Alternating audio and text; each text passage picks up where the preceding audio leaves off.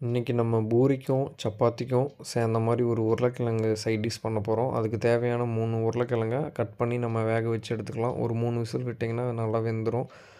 அதுக்கப்புறமேட்டு ஒரு தக்காளி ஃபைன் பேஸ்ட்டாக அரைச்சி வச்சுக்கோங்க. 2 பெரிய வெங்காயம், கொஞ்சம் சின்ன வெங்காயம், அது வேணும்னா போட்டுக்கலாம், இல்லைன்னா ஆப்ஷனல் தான். 2 பெரிய வெங்காயம் போட்டு எண்ணெய் ஊற்றி எப்பயும் போல் கடுகு கருவேப்பிலை போட்டு தாளிச்சிட்டு வெங்காயம் ஒரு பிளேட் கொட்டி நல்லா வதக்கி எடுத்துகிட்டு அதுக்கப்புறமேட்டு கொஞ்சமாக மஞ்சத்தூள், 1 ஸ்பூன் மிளகாத்தூள், 1 ஸ்பூன் உப்பு எல்லாத்தையும் போட்டு நல்லா வதக்கிட்டு அதுக்கப்புறமேட்டு ஃபைன் பேஸ்ட் அரைச்சி வச்ச தக்காளியை நம்ம ஆட் பண்ணி எடுத்துக்கலாம். கூடவே தண்ணியும் கொஞ்சம் சேர்த்திட்டு ஒரு 5 நிமிஷம் கொதி விடுங்க. இந்த கேப்பில் நம்ம வேக வச்சுருந்த உருளைக்கிழங்கு மசித்து எடுத்துக்கிட்டு இதில் ஆட் பண்ணிக்கலாம்.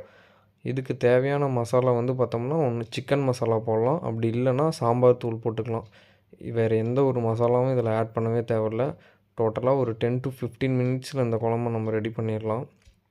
இந்த சைட் டிஷ் ரொம்ப சூப்பராக இருக்கும். பூரிக்கும் சப்பாத்திக்கும் ட்ரை பண்ணி பாருங்கள். செம்ம டேஸ்ட்டாக இருக்கும் மை டியர் ஃப்ரெண்ட்ஸ்.